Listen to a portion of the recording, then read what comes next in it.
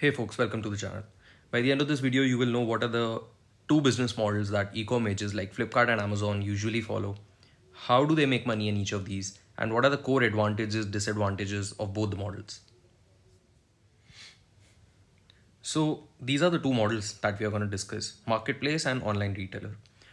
While marketplace model is governed by online participation of sellers, and here e-commerce websites merely act as a platform to connect buyer and seller. But in retailer model, e-com becomes a major player in the supply chain, and here they sell directly to customers. Let's deep dive into each of these. Okay, let's first begin by understanding the traditional supply chain. That is how businesses function in offline. Let's say this is a TV supply chain. This is just for example. So you start with a manufacturer who builds the product. Manufacturer basically sources raw materials from vendors and then assembles it into a product, which in this case is a TV. So this would mean getting electronic circuits, semiconductor chips, other hardware, etc. This you could think of this as Samsung, LG, Panasonic, etc. Now then comes the wholesale distributor. This guy buys in bulk from the manufacturer and sells or delivers it directly to the offline retailer.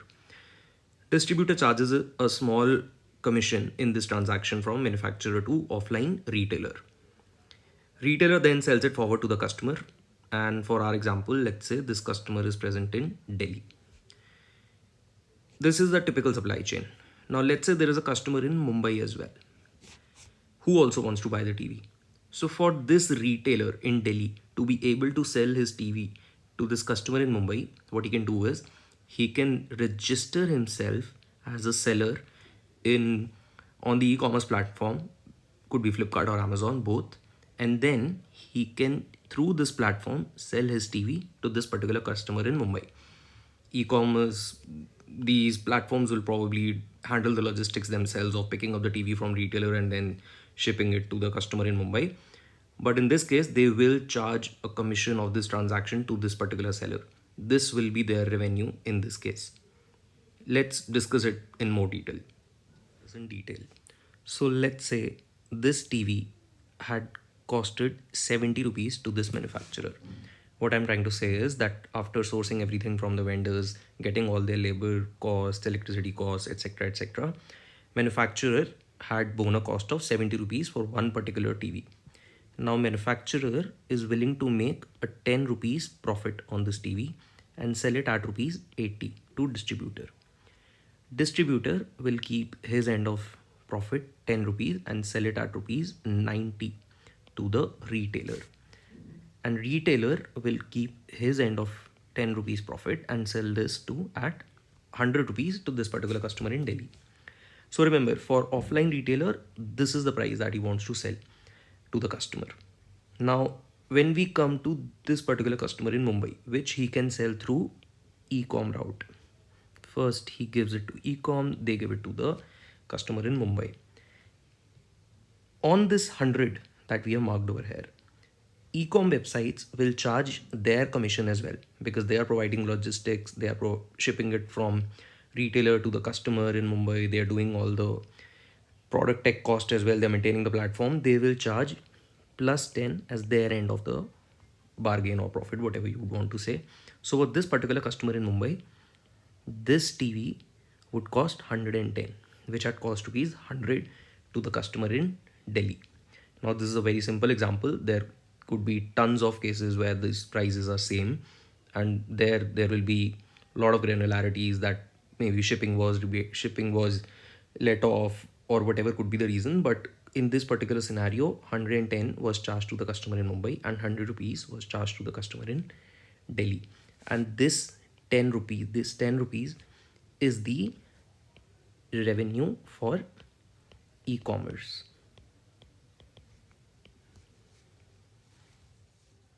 So guys, another very good insight before we move on to the next slide in this case is that what we discussed is that retailer will be able to sell this TV to this particular customer at 110, and we arrived this as that 100 was the price at which he was willing to sell to this customer in Delhi, making plus 10 as a profit.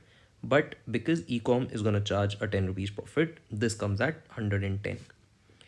But bear in mind that this distributor himself could also list as a seller on e-com and then sell it to this particular customer. In fact, this manufacturer could also do the same. He could also do it. All three of these can list themselves as an individual seller on e-com and sell directly to the customer, bypassing the whole supply chain that is there in offline. In every case, the price will be different. Because retailer has bought from distributor at rupees 90, he will have to keep his profit of plus 10 and then a plus 10 commission of e-com. So his price will always be 1110. If distributor decides, because he bought at 80 from manufacturer, plus 10 profit plus 10 commission, so his price will be 90 plus 10, which is the commission for ecom, 100 rupees in this case for this particular customer in Mumbai. And for manufacturer, because 70 was his cost, 10 is his profit, which is 80, and 80 plus 10, the commission of Flipkart Amazon, he will be able to sell this product at 90 to this particular customer in Mumbai. So you see the price differences, retailer, distributor, manufacturer. The as you move upstream, the participant who is present upstream in the supply chain has an inherent advantage of listing himself as ecom as a seller and then selling it directly to the customer. This is, guys, also the D2C route, the direct to customer route that we usually hear now. When manufacturers directly list themselves on ecom, Flipkart, Amazon, let go of the offline supply chain that is there and sell directly to the customers. They're able to sell it at better prices than they will usually be able to in offline supply chain, and yeah, it works out well for them. Okay, now let's come to the online retailer model. And for our understanding, I have laid out the offline supply chain and the numbers that we discussed from previous slide in this as well. So, like we know, 100 is the price. Sorry, 100 is the price for this particular customer in Delhi, and 110 the price for this customer in Mumbai if offline retailer sells as a seller in ecom. What happens in online retailer model is that ecom becomes a active participant in this particular supply chain. So what ecom majors do is, or Flipkart or Amazon, they buy it directly. They buy the TV directly from manufacturer, giving them the profit of plus 10 that they need, which means that 80 rupees they have bought it, and they now directly sell it to the customer at a plus 10 profit. So in a way at 90 rupees, which is 20 rupees cheaper than this particular price.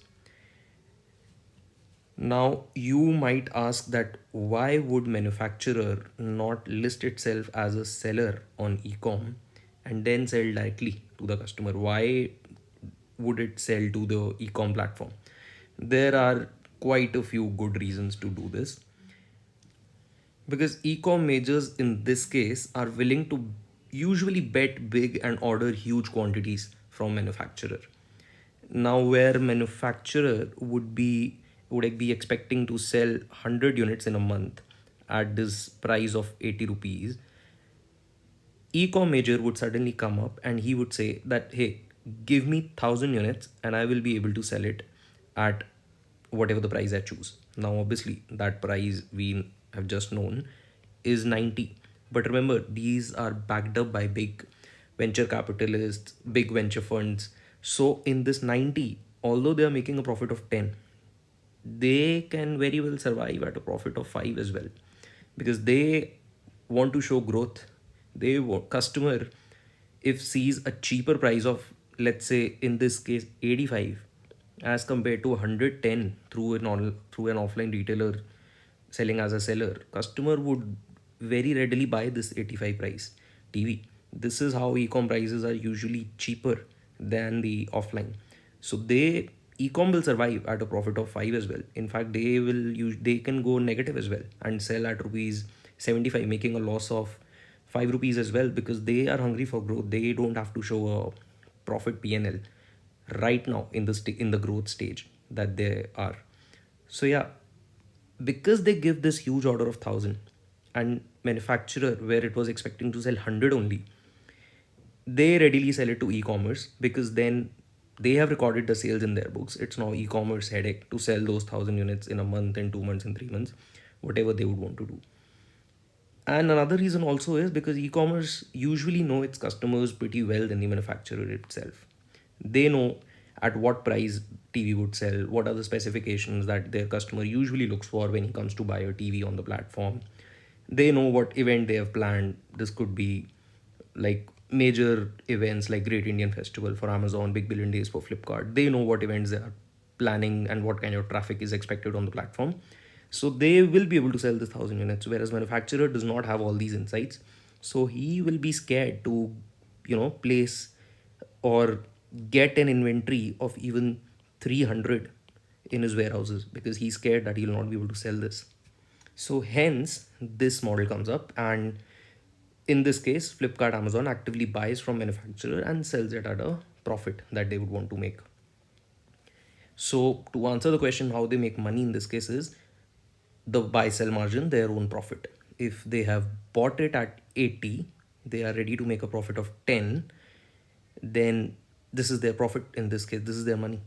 If they sell it at, let's say, 85, 5 rupees per unit is their profit. This is their revenue in this case. Okay, guys, let's discuss pros and cons of each model that we just discussed. Starting with marketplace pros, more selection for customers. If let's say there are 100 sellers in the market, the more sellers you get onboarded on your platform, more variety of TVs, more different brand of TVs will be available for your customer to scroll through on e-com, and hence more selection will be available for your customers to go through.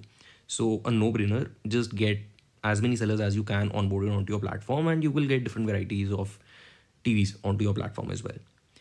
No inventory risk. Well, obviously, all the inventory in the marketplace model is born with seller only. It's kept in seller warehouses, seller places only, and ecom just fetches those products from their warehouses and ships it to the customer. So no inventory risk is borne by ecom in this case. It's all to the marketplace seller. So that is a pro for ecom because it saves their warehouse cost, it saves their logistic cost, in or rather to be more precise, storage cost to keep those goods otherwise. Coming to the cons, no assurance on stock availability, susceptible to competition. Let's say there are 5 type of TVs that are sold in the market, A, B, C, D, E, that I have marked out over here. And like you see, I've given asterisk on to A and D. What I'm trying to say is that these two are the top sellers in the market. So if you are a e-com platform, you would want that, let's say, all of these should be there on the platform, but A and D definitely should be there because these are top sellers. If these are not present on the platform, major demand loss is going to happen. If these 5 were completely listed through marketplace model, what will happen? Sellers can any day delist these products from your platform for whatever reason. They can start selling it completely offline through their shop, or they could keep listing it at on your rival platform, and they can continue to sell at heavier discounts on that particular platform, but for whatever reasons they've delisted on your particular platform. As a e-com, you can never fully control this. Obviously, you can try to maintain your relationship with your big sellers, you will do business development over there, but at the end of the day, this situation is out of control for you. So assurance on stock availability will never be there if you're completely dependent on marketplace.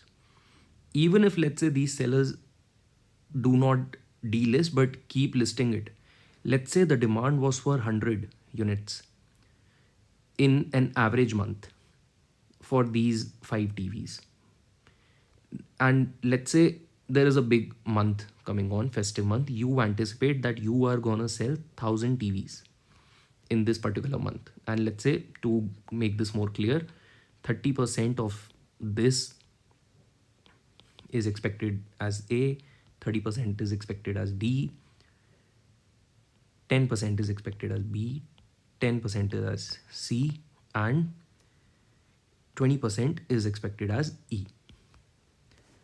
So 1,000 units total in this festive month you expect to sell in that particular ratio of each of these TV. Now, if you tell these sellers that, hey, please start building stock, I am expecting a very high demand, they will not readily believe you because this is a huge jump. At the end of the day, this inventory will be in their warehouses only. They are the ones who are paying storage cost for that particular inventory. They might not believe your word that such a huge jump is going to happen in demand, and they will always be scared to fulfill this particular order. They might give you 300 units or 400 units, but 1000, not a chance. And in turn, if let's say 1000 demand does turn up as well, they will just say, oops, sorry, we didn't realize that your word was so true. So there will be a demand loss of, let's say, 400. Let's say 400 was the stock that was given to you. 600 is the demand loss that is happening in this particular case. So there will be no assurance on stock availability if what you have asked for, total demand that you have asked for, and what type of products you ask for will be there on your platform. Competition, they can, like we discussed, they can readily switch to your competition and you cannot fully control it at all times. No price control. Let's say you, again, there is a big festive month coming and you are running advertisements continuously that, hey, I will be offering TV at a minimum 75% off or minimum 80% off. This is the advertisement that you're running on your platform. But at the end of the day, the price at which the TV will run will always be in control of these particular sellers. They will decide what price these TVs go at. They might have agreed with you that, yeah, we list it at 75% or 80%. But at the end of the day, if they list the product at 70% only, your customer will not be very happy. They will actually be disappointed and disgruntled that 75% was promised and during the sale only 70% is given. So you will never have a full price control if you're fully dependent on marketplace. Okay, let's come to the online retailer model now. Core selection always available for customers. What does that mean? Now, let's say if you are completely on the retailer model, there is no marketplace model on your ecom. What happens? You have a demand for 100 TVs in a month, and like we discussed, A and D are the top sellers. If you place this order to the manufacturer, how will you do? Now, always keep inventory risk, guys, in mind. Whenever you place an order to a manufacturer or a vendor for something, what do you want to make sure? That whatever you are buying sells to the customer. If you buy something and it doesn't sell, it will be a very heavy penalty on your P&L. That will keep giving you storage cost, warehouse cost, etc., etc., and you will not be able to move it to the customer. So whatever you buy, you want to make sure that that sells to the customer. So in this case, let's say you are buying 100 TV. So what will you do? You will probably break it as, give me 40 of A, 40 of D, because I know those two are top sellers. Maybe give me 10 of B and give me 10 of E. C, you will say, let it be. I don't want it. So in this case, there will always be core selection available for your customers. Like we were discussing that in marketplace model, you are not sure. Sellers might not keep listing it on your platform throughout the period you want. They might go to rival, delist, etc. But in this case, you have bought it from manufacturer, so the top product will always be there in your inventory, and you will always be able to fulfill the demand for these two. So this gives you control on core selection availability for customers. Price control, like we discussed, that let's say if 75% or 80% discount was promised to the customer in your advertisements, here you are the one who is pricing this particular TV. So pricing control is in your control, and you will definitely be able to hold that promise. Complete visibility on stock. This is same, that you know how much stock you have at what particular given time, which in marketplace you will have to rely on seller's word, that how much stock is currently available of A, D, etc. He might say 20, but actually he might have 10 or 30, whatever. You will never know. But in retailer model, you know exactly what you've bought and how much. Keep competition in check. Yes, because in this case, if let's say competition decreases prices of A, if he decreases the price by 10 rupees, you can also decrease it, because price control is in your pocket and not in sellers, where you will have to plead with seller to match the price. that your rival platform is doing. Inventory risk, I think this is fairly clear that if you are buying these 100 stocks, then it's now in your warehouse, your inventory, and if this doesn't sell, the inventory risk will be borne by you. Less profitability. So guys, we did learn in previous slides that how e-com websites make money in both marketplace and online retailer. Although we discussed it very broadly and over the top view, but it's generally known that retailer model is not as profitable as the marketplace model in this sector. That is it.